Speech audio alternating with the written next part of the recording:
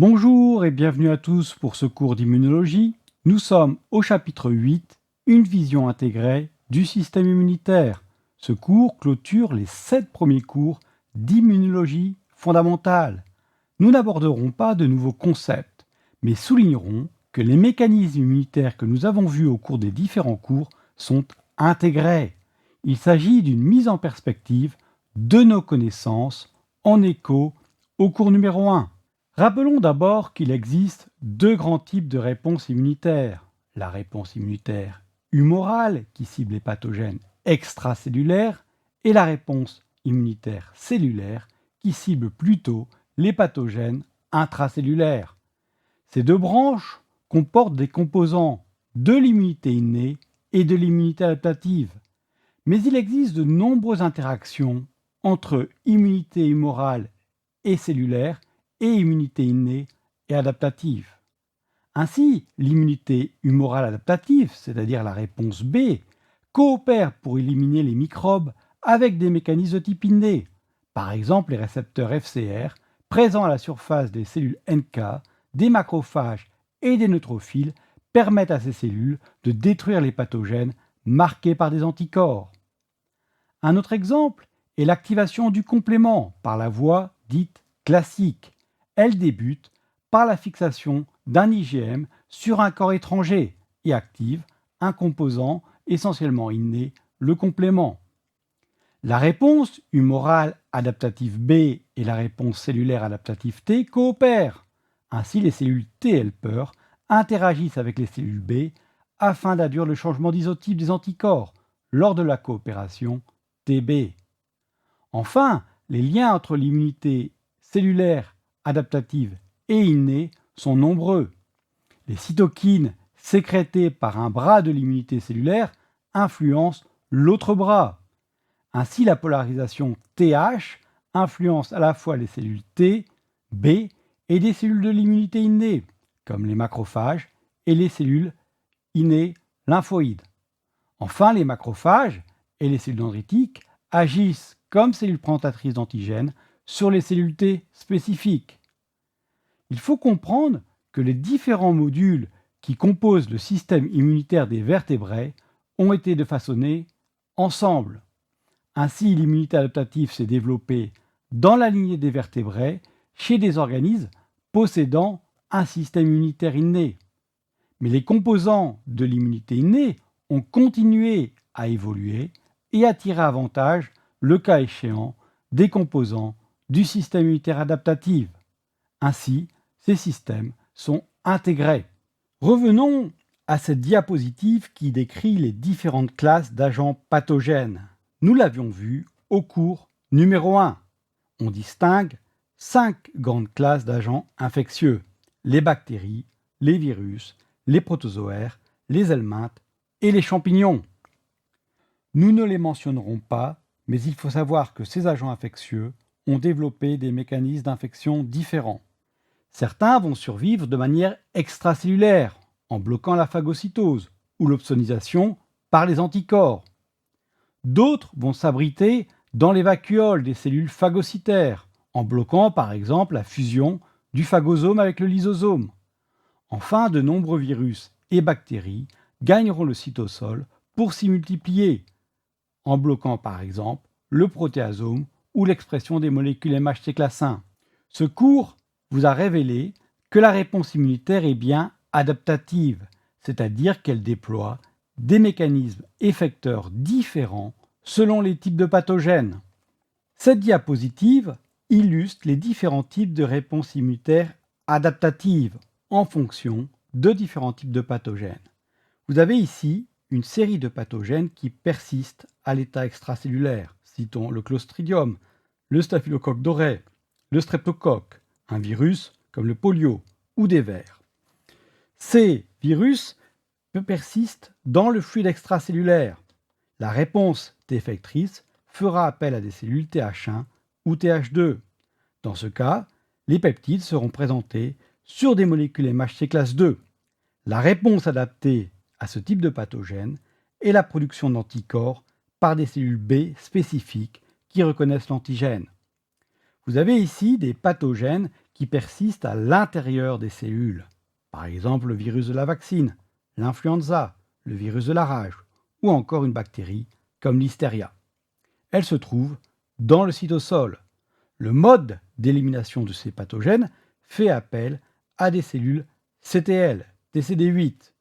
Le peptide, l'antigène, est présenté par une molécule MHC classe 1. Enfin, l'action effectrice est d'éliminer la cellule infectée par une cellule T cytotoxique. Finalement, vous avez ici des bactéries comme les mycobactéries ou encore un parasite comme le leishmania qui persistent à l'intérieur des vacuoles des cellules phagocytaires comme les macrophages. La réponse adaptée pour éliminer ces pathogènes est une réponse de type Th1. Le peptide antigène est présenté par une molécule MHC classe 2 et fera appel à une réponse de type Th1. La réponse est l'activation des macrophages infectés qui induisent des réactifs oxygénés et nitrogénés qui vont permettre de tuer l'agent infectieux. Ainsi, selon les classes de pathogènes, le système immunitaire adaptatif active des réponses immunitaires différentes. Nous allons illustrer ces mécanismes par des vidéos que nous avions vues dans le cours 1, mais qui maintenant que nous en connaissons bien les mécanismes, prennent une saveur particulière. Nous commencerons par le cas d'un virus cytopathogénique. Ces virus se multiplient dans les cellules, les détruisent pour coloniser d'autres cellules. Ces virus ont une phase extracellulaire et sont donc susceptibles à l'action des anticorps. Regardons la vidéo, vous avez l'infection du virus par son récepteur, leur multiplication. Ces virus vont ensuite se propager, mais les anticorps produits par l'hôte vont permettre de bloquer la transmission. Nous allons maintenant voir le cas d'un virus non cytopathogénique. Ces virus sont un peu plus malins. Ils ne détruisent pas la cellule infectée, mais la quittent en bourgeonnant, protégés à l'intérieur de la membrane de l'hôte. Ainsi, les anticorps sont incapables de reconnaître ces virus. Ce sont les cellules TCD8 qui vont agir. Regardons maintenant la vidéo. Vous avez infection des cellules par un récepteur, par le virus, multiplication du virus, bourgeonnement du virus. Mais les peptides du virus sont présentés sur une molécule MHC classe 1 qui peut être reconnue par une cellule TCD8, qui va alors détruire les cellules infectées. Ainsi, ce sont les TCTL qui sont actifs pour éliminer des virus non cytopathogéniques. Imaginons maintenant que des bactéries franchissent la barrière épithéliale. Elles seront reconnues comme un corps étranger et activeront l'immunité innée et l'immunité adaptative. Regardons cela à l'aide d'une vidéo. Vous avez ici des bactéries qui franchissent l'épithélial. Ils sont marqués par des molécules du complément, comme le facteur C3b, qui peut être reconnu par des macrophages ou des neutrophiles, ce qui déclenche la phagocytose. Vous avez ici des bactéries qui sont marquées par des anticorps. Ces anticorps sont reconnus par des récepteurs FcR à la surface d'un macrophage, ce qui déclenche la phagocytose. La bactérie est alors internalisée, il y a fusion avec des lysosomes et élimination de la bactérie. Ainsi, nous voyons ici dans cette vidéo l'activation du complément et l'activation de la réponse immunitaire adaptative qui concourt à l'élimination d'un pathogène extracellulaire. Pour terminer en beauté, nous allons analyser à l'aide d'une très belle vidéo une infection virale cytopathique au niveau du poumon. Avant de regarder cette vidéo, nous allons rappeler les différentes étapes de l'infection et de la réponse immunitaire à l'aide d'un schéma. Sur ce schéma, deux tissus sont impliqués, le poumon, où se produit l'infection virale, et le ganglion lymphatique, où sont activées les réponses immunitaires adaptatives. Nous avons des étapes précoces qui mettent en jeu l'immunité innée, des étapes moyennes qui prennent plusieurs jours et des étapes tardives qui se mettent en place après une semaine. Au début, nous avons la réplication virale au sein des cellules de l'hôte. Mais ces virus sont reconnus par des récepteurs de pattern qui vont induire, par exemple, l'introduction d'interférons alpha et bêta qui vont activer dans les cellules hôtes avoisinantes des mécanismes de défense antivirales. L'interféron alpha et bêta vont aussi induire la sécrétion de facteurs vasoactifs et chymotactiques qui vont déclencher l'inflammation, c'est-à-dire l'infiltration de neutrophils, de cellules NK et de monocytes. Des cellules dendritiques présentes au niveau du poumon vont capturer l'antigène et migrer dans le ganglion lymphatique, où ils vont présenter l'antigène aux cellules T. Dans le poumon, à ce moment-là, vous avez l'activation des cellules NK, la sécrétion d'interféron gamma par les cellules NK. Rappelons que les cellules NK sont capables de reconnaître directement les cellules infectées par un virus. Enfin, nous avons donc la liste des cellules hôtes infectées par les cellules NK et l'apoptose des neutrophiles. Revenons maintenant au ganglion lymphatique. Nous allons avoir l'activation des cellules T naïves par les cellules dendritiques qui vont former maintenant un clone de cellules T effectrices. Les cellules B vont reconnaître l'antigène et vont recevoir le signal des cellules T et se différencier. Vous avez d'abord la réponse extrafolliculaire qui aboutit à la production d'IgM antivirales peu spécifiques, puis plus tard la production d'IgG antivirales très spécifiques par la réponse folliculaire. Ces anticorps et ces cellules T vont maintenant agir au niveau du poumon. Vous avez une infiltration de cellules T effectrices, notamment les TCD8. Ces cellules sont réactivées en reconnaissant l'antigène sur place et vont détruire les cellules hôtes. La présence d'anticorps va permettre de neutraliser le virus. Les anticorps vont aussi se fixer sur les cellules et sont capables d'activer d'autres cellules comme les cellules NK par le processus de cytotoxicité cellulaire des anticorps. Nous allons avoir élimination de l'antigène et fin de l'inflammation, avec ensuite l'apoptose des cellules T effectrices et des cellules B. Nous allons maintenant pouvoir regarder une vidéo qui résume toutes ces étapes.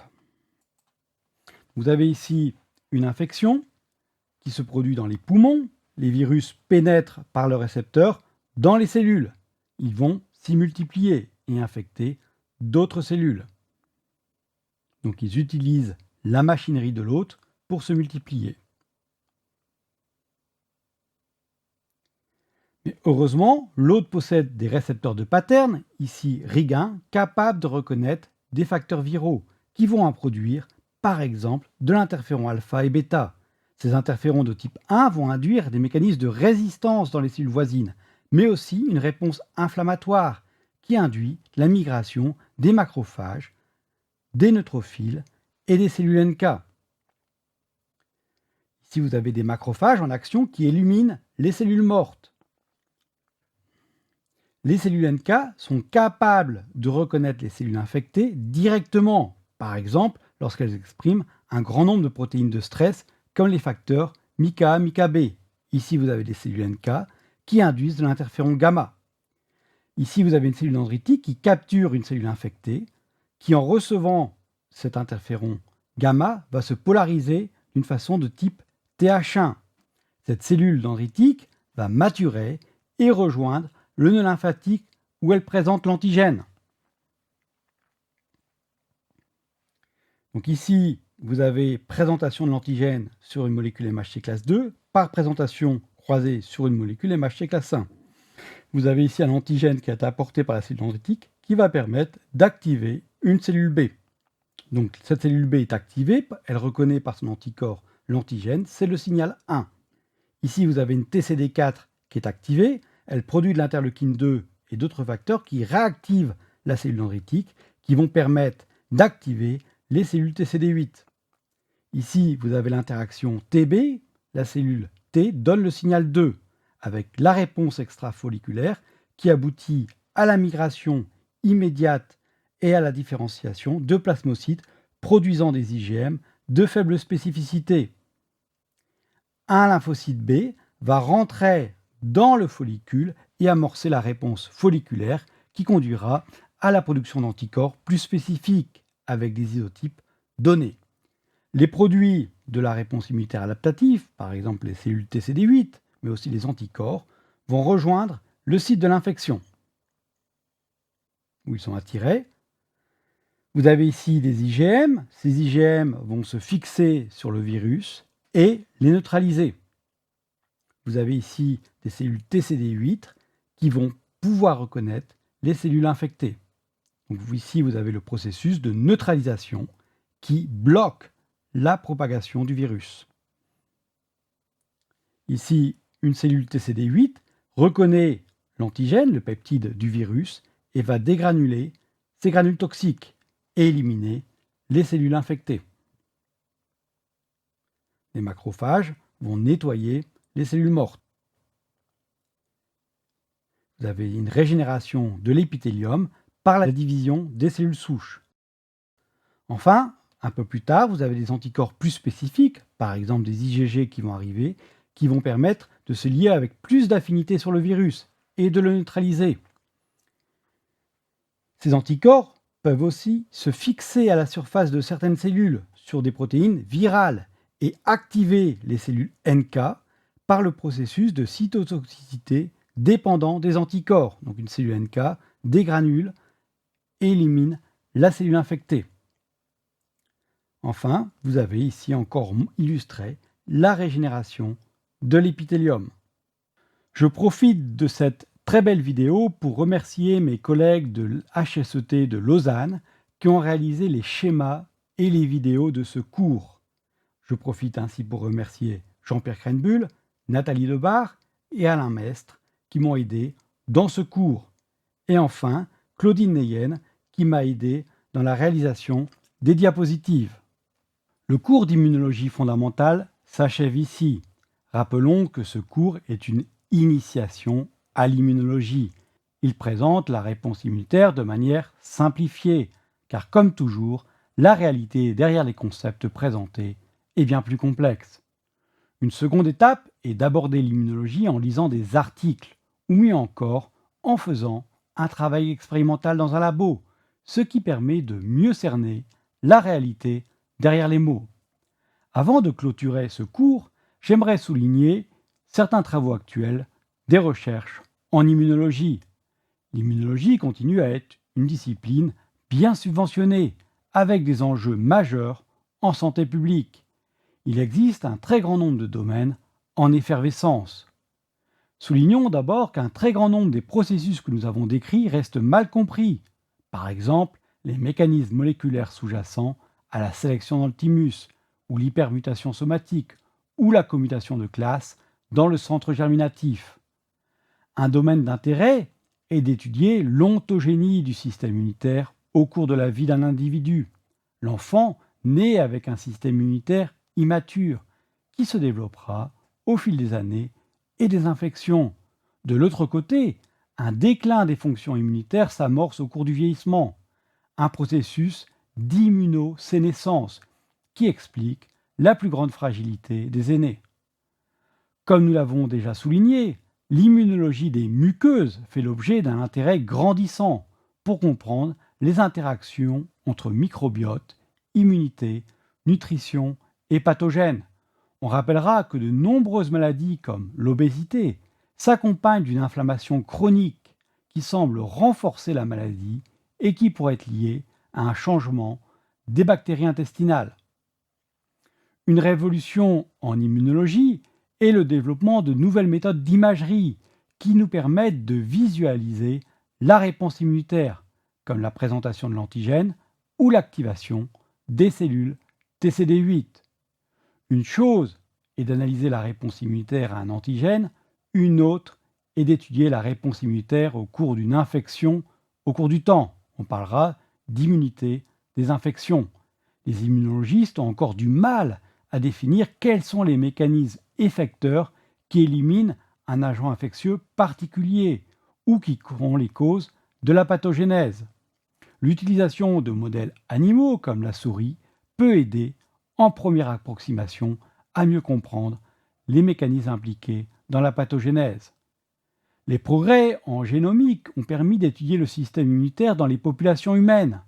Les épidémies du passé ont laissé des traces de sélection positive dans certains gènes, montrant les interactions hôtes-pathogènes. Enfin, On cherchera à comprendre pourquoi certains individus répondent de manière différente à une infection, ainsi que les causes de certaines immunodéficiences. L'immunoécologie, de son côté, tendra à comprendre les stratégies des pathogènes, leur type de virulence et leur mécanisme d'infection de l'hôte avec une approche évolutionniste. L'immunométabolisme, un autre domaine à la mode, analysera l'intégration du système immunitaire dans le métabolisme. Une réponse immunitaire implique de rediriger les ressources énergétiques pour ravitailler le système immunitaire. Un système immunitaire a aussi un coût, et comme nous l'avons vu, il y a des trade-offs subtils entre la réponse immunitaire et la physiologie de l'hôte. L'utilisation de marqueurs et d'approches de type développemental permet de revisiter l'hématopoïèse. Pensons à toutes les variétés de macrophages que nous avons décrits dans ce cours, leur diversité, leur origine et leur rôle comme cellules accessoires. Pensons par exemple aux cellules gliales, qui jouent des rôles importants au niveau du cerveau. Finalement, d'autres s'intéresseront au système immunitaire d'autres organismes, comme la drosophile, le poisson zèbre, les lamproies.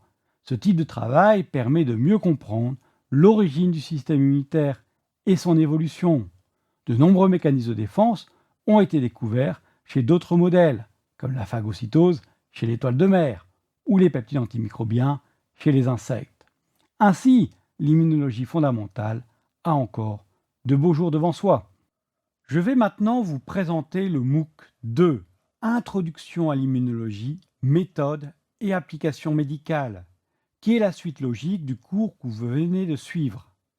Ce cours sera donné par d'autres intervenants.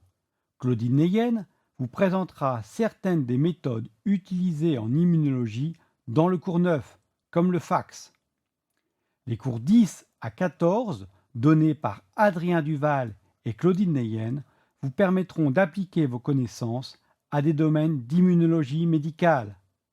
Ainsi, vous verrez successivement la tolérance, l'auto-immunité, les hypersensibilités, la transplantation, la vaccination et l'immunothérapie.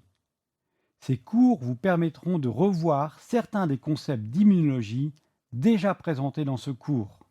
Ici s'achève le cours Introduction à l'immunologie, aspects fondamentaux. J'espère que vous l'avez apprécié. Vous êtes arrivé à bout et je tenais à vous en féliciter. Une des difficultés de ce cours d'immunologie fut l'apprentissage d'un langage complexe et de nombreux termes. Mon espoir est de ne pas vous avoir dégoûté, mais au contraire, de vous avoir montré que l'immunologie est une discipline passionnante. L'usage de ces connaissances vous sera utile pour mieux comprendre comment l'homme se défend contre les infections. Vous êtes maintenant bien armé des connaissances de base pour aborder des aspects plus appliqués en médecine. Je vous souhaite une bonne continuation dans vos parcours professionnels ou dans la satisfaction de votre curiosité. Au revoir et merci de nous avoir suivis.